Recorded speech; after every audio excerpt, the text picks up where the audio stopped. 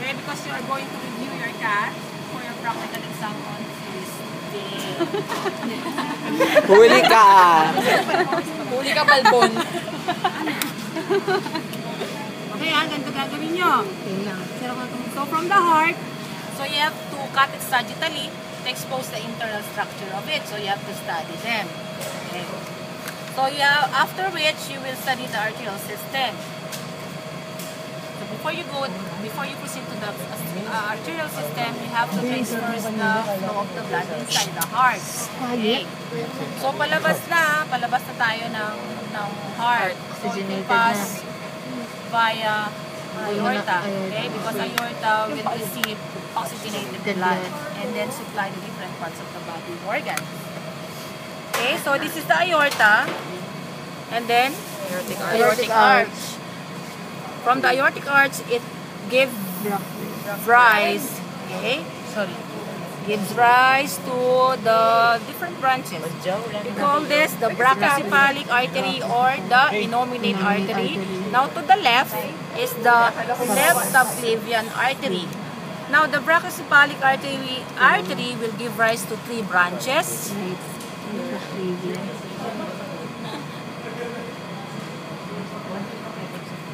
Okay, so this is the right subclavian artery, the right common carotid artery, and the left common carotid artery. Now, continue tracing the aorta. Now, we call this aorta as the thoracic aorta. Okay, so you'll find also the thoracic duct. And then the thoracic artery will give rise to different branches of the intercostal arteries. Okay, intercostal. It will supply the intercostal muscle. Okay. Now beyond the diaphragm, we call this the abdominal aorta or the dorsal aorta. Okay, giving rise to 2 unpaired blood vessels. The first unpaired is the celiac artery, which will supply most of the stomach, the hepatic, the liver, and the spleen. And then secondly, second unpaired superior is the superior mesenteric artery, which will supply the stomach, in the intestine. Superior mesenteric sa Okay? intestine. Alright. So the first organ after superior mesenteric is the adrenal gland.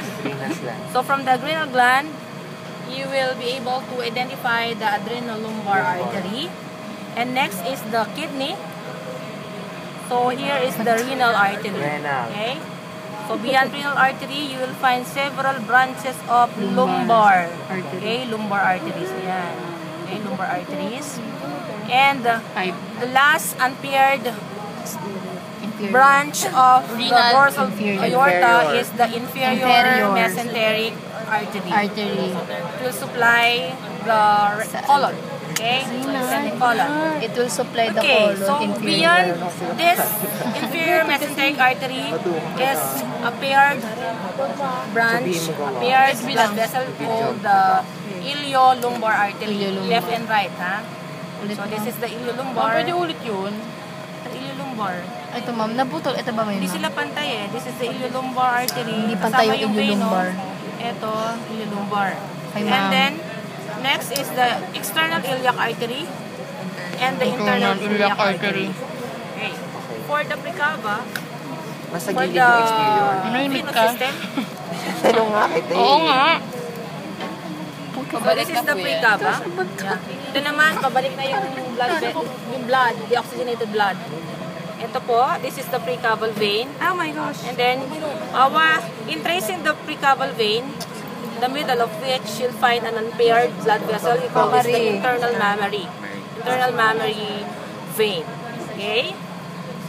And then you'll find the paired brachiocephalic vein or innominate vein, which give rise to 3 Jugular. Meron siyang 3 branches. Yung itim? The internal, pagka-black or brown vein. This is the left internal jugular vein. This is the left external jugular vein, and this is the left subclavian. For subclavian, relation siya pagdating dito sa axilla region, axillary na. axillary vein or blood vessel, depending on which vein they are. W Gab. It is attached with. Subclavian. Okay? So, similar to the right portion. Right subclavian, right Jugular, parang jugular, external right jugular to. Ito internal jugular. Indicate mo kung left or right, ha? Okay? Next right. The Manahimik ka. precava will Madami give rise to a azygous vein.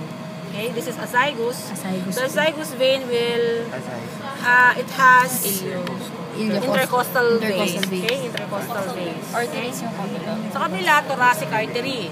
Intercostal artery. Sa right side, azygous vein, intercostal vein. Oo, tapos yung isa yung subcap. Then this is the post cava. Post cava.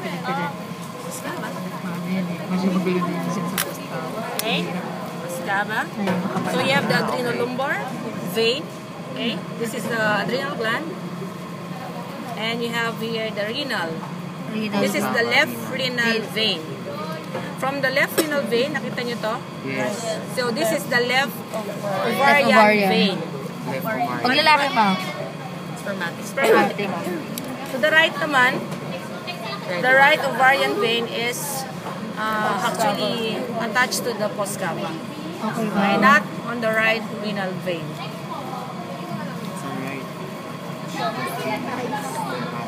Then it also has this time, this beyond the most posterior part of the post cava will fork into two, giving rise to a big common iliac. Okay, you have there the common iliac. Can you see? Common iliac left and right. Yes. And this common iliac, so you can see the two branches. This is the external iliac, right, to be specific. And this is the right internal iliac artery vein. Now, the external iliac, again, has branches. Ito, yung papunta sa superficial part ng femur is the right femoral vein. Yung mas malalim, deep femoral vein. Nandun lang kayo. Then lastly, hepatic portal. So you have to remove the common bile duct. Okay? Wala na po yung Femoral bile vein. duct dito. To reveal the hepatic portal vein. Okay? This is the common. This is the hepatic portal vein. Parang kayo-kayo pa rin yun eh. Kaya ako nga sila tinawag eh. Okay, takot na tayo. Bahala kayo. Pag bumagsak kayo, kaot ba yan? Wala marinig yung ayaw nila, tinawag ko ha. Yes, ma'am. See this? So, what are the branches of the hepatic portal vein? It will give rise to three. Coronary vein. Okay? Point of reference, lesser curvature of the stomach. lesser curvature coronary. So, that blood vessel, that vein is the coronary vein. Ito, sa may lesser curvature, yung brown siya, yun na yung ano. Okay? Brown Coronary yan. vein. Collapse na. On the greater curvature, akta nyo yung vein Picture na aid yan. ako dito. This is the right gastroepiploic. Right Nakikita nyo pa gastroepiploic. naman na yung brown. Mama, kailangan palagyan ng right o pwede ng Right gastroepiploic? gastroepiploic. Merong middle eh, tsaka merong left, Ay, oo diba? nga pala. Okay? So, here, point of reference nyo, Coronary middle. Greater curvature. greater curvature and pyloric region. Okay? Hindi alam ko na. Looking at the pancreas, so naka-embed kasi yung vein doon sa substance ng pancreas. So you have to remove to reveal the anterior pancreatico-duodenal. See this? This is the anterior pancreatico-duodenal vein. Continuous lang yan. Tuloy-tuloy nyo lang until you reach the posterior pancreatico-duodenal vein. Okay. Now, this is still the hepatic portal. Okay? And another branch is the gastrosplenic. Ayun. Okay? Gastrosplenic, papunta na siya kay spleen. Marami. Marami talaga. Ay, mo na nalaman. Okay, this is the gastrosplenic. This is the pancreas still. So, this is the pancreatic vein. Ah, okay. So, this is the spleen. Gastrosplenic pa siya, tapos mag-divide pa siya. Pancreatic. Dami. Ay, mali tayo kanina. Class O, pancreatic vein pa rin to. Sabi nyo kanina, ma'am, di ba right siya? Kaya nga sabi ko mali. Oo nga. tandaan nila. So, this is the right splenic and this is the left splenic. Okay. Right sa baba, Left sa taas. left sa taas. Why it is left? Kasi from the left splenic, Pupunta ito sa po left yung mga gastric. ito po yung mga left gastroflowing.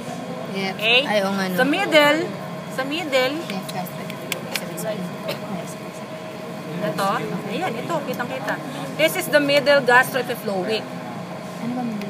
Okay? This is the middle, oh. Sa middle siya. Okay? Alright, this is the middle gastric flowing. From the greater curvature is the right gastric flowing. On the other end is the left gastric flowing. Left, middle. Saan yung right, ma'am? Right, Right center. gastric Greater flowing. curvature. Right, Okay. left, tas middle. So, ito, kanina din natin nakikita to, no? Opo. Oo nga, This is the ma'am. middle. Ma'am, pag dikit na dikit dito, yun na yung right. No? Ito po yung pancreatic. Pancreatic, this is the right splenic, Right left splenic, left splenic, splenic. left gastric Left flowing. gastric Beyond the gastrosplenic is already the superior mesenteric. Okay, the superior mesenteric is also connected to the posterior or the inferior pancreatic o duodenal. Okay, pababa na po tayo. Pupunta na tayo dito sa colon.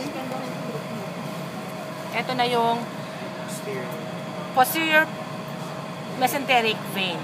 Okay, ito yung superior, di ba? Yes, ma'am. Superior, ito na po yung Posterior. And look at this.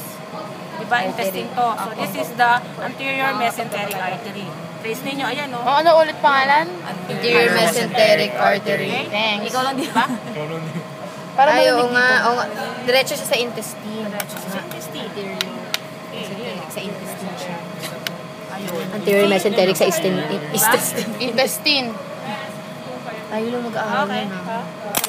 So, kailangan sa bahay, aralin nyo to, ha? Sige,